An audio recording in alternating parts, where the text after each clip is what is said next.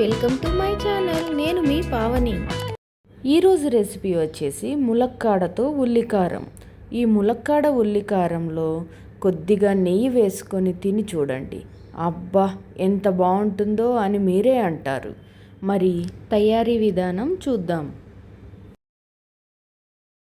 ఇప్పుడు ఒక కడాయి పెట్టుకొని అందులో కొద్దిగా ఆయిల్ వేసుకొని 1/2 టీ స్పూన్ మెంతులు, 1 టేబుల్ స్పూన్ ధనియాలు, మీ కారానికి తగినట్టు ఎండుమిర్చి వేసుకొని వేయించుకోవాలి.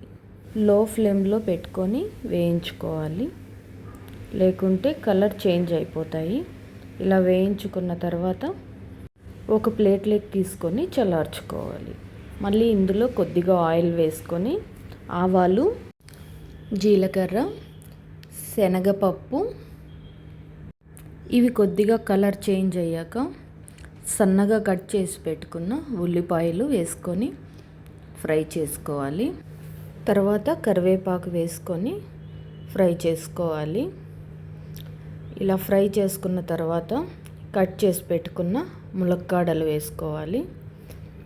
ఇలా ఒక్కసారి అన్నీ మిక్స్ అయ్యేటట్టు కలుపుకోవాలి. 1 to 2 మినిట్స్ ఫ్రై చేసుకోవాలి. కొద్దిగా సాల్ట్ వేసుకొని మిక్స్ చేసుకోవాలి. ఇలా సాల్ట్ వేయడం వల్ల ములక్కాడల్లో నుండి వాటర్ వస్తుంది. ఆ వాటర్ వల్ల ఫ్రై అవుతాయి, ములక్కాడలు తొందరగా ఫ్రై అవుతాయి. ఇప్పుడు మూత పెట్టుకొని కాసేపు ఫ్రై చేసుకుందాం. ఫ్రై అయిన తర్వాత మళ్ళీ ఒకసారి మిక్స్ చేసుకొని లో టు మీడియం ఫ్లేమ్ మీదే ఫ్రై చేసుకోవాలి. 2 to 3 మినిట్స్ ఫ్రై చేసుకొని తర్వాత 2 పెద్ద సైజు టమాటోస్ను ముక్కలుగా కట్ చేసుకొని ఇందులోకి వేసుకోవాలి. ఇప్పుడు ములక్కాడలు, టమాటోస్ బాగా కలుపుకొని ఇంకాసేపు వేయించుకోవాలి. ఇలా కలుపుకున్న తర్వాత 3 to 4 మినిట్స్ మూత పెట్టేసి బాగా మగ్గించుకోవాలి. టమాటోస్, ములక్కాడలు వేగేలోగా మనము మిక్సీ పట్టుకుందాం.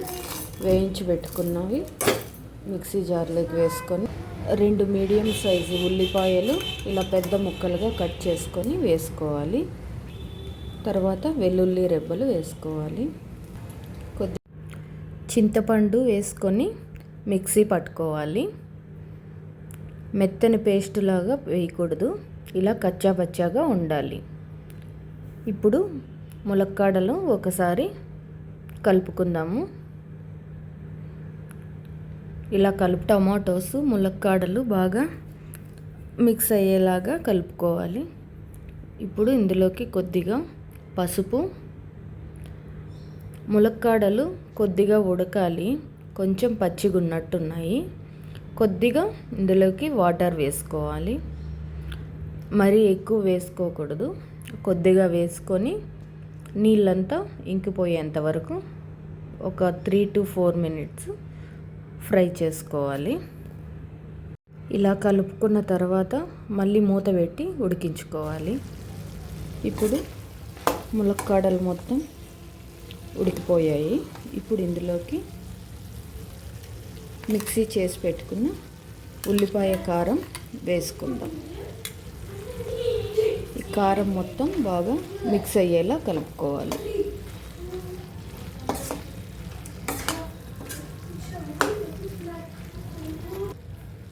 ఈ కారం మొత్తం ములక్కాడలకు పట్టేలాగా కలుపుకోవాలి. ఒక 2 to 3 మినిట్స్ ఫ్రై చేయాలి. మళ్ళీ చూసారు కదండి, చక్కగా ములక్కాడ ఉల్లికారం రెడీ అయిపోయింది. ఇప్పుడు స్టవ్ ఆఫ్ చేసేసుకుందాం. లాస్ట్లో కొద్దిగా కొత్తిమీర వేసుకుని కలుపుకుందాం.